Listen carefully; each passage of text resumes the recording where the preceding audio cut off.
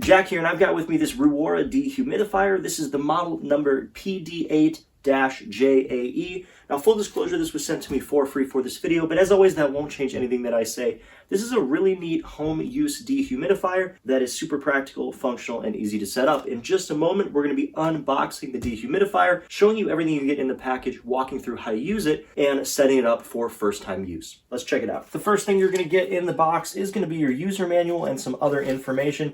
Do be sure to check this out, as this will help you use the device properly and avoid any problems or avoid potentially damaging the device. So do check that out for sure before use. We're going to set that down. Then we've got a little bit of a tray. This looks to be the water collection tray.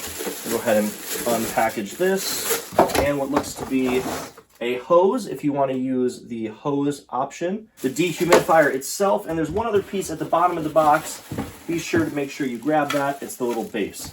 With the box removed, you're looking at all the pieces included with this dehumidifier, the main humidifier itself and the other parts. So we're going to go ahead and take the included drainage tube and set this aside. This is really great if you want to have the dehumidifier run continuously and not have to empty the water collection bin. You can essentially attach this to the rear and it will drain directly into a drain or a sink. We'll take our water collection bin and our lid for the water collection bin.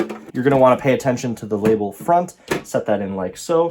Set this down, and then our dehumidifier itself is going to get lifted up and set on top of the water collection bin, like so. Do be sure that when you place the cover into the collection tank, you have it level so it's not dipping on either side and that the front indicator is pointing correctly. We're now going to go ahead and peel off the protective cover from the control panel and plug in the unit. Once I plugged the unit in, I did hear a bit of a beep. We're going to go ahead and turn on the power. And you can hear the fan immediately starts whirring up and the light turns on. So operation light is on, high power light is on. We can go ahead and switch between low power and high power with the speed button. There is a timer button if you want to set a designated time that this will run.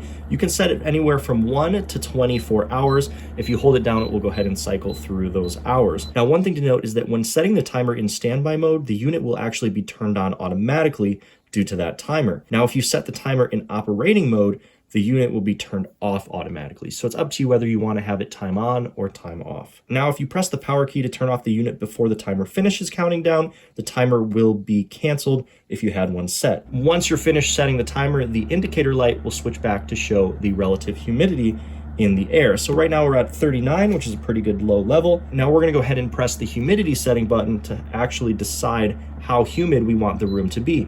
So 30, 40, 50, 60, 70, 80, automatic, continuous run, and then back to 30. Now by default, when you first turn it on, it's going to be set to continuous run, which means it will run as long as it needs to keep it as low as possible. Now in AU mode or comfort mode, the dehumidifier will set the humidity level of the room based on a certain temperature range. So in the manual, it's listed in Celsius, but I'll put the conversions up on the screen. When the ambient temperature is between 5 Celsius and 20 Celsius, the humidity setting defaults to 60%. When the ambient temperature is between 20 Celsius and 27 degrees Celsius, the setting humidity defaults to 55. And when the ambient temperature is higher than 27 degrees Celsius, the setting humidity defaults to 50%.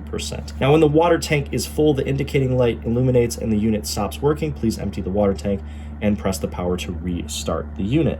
So the tank full light would be down there and would illuminate when it's time. Now, occasionally the unit will need to defrost itself. There is a light indicator that'll pop up. If the device stops working, it will go ahead and do that as needed.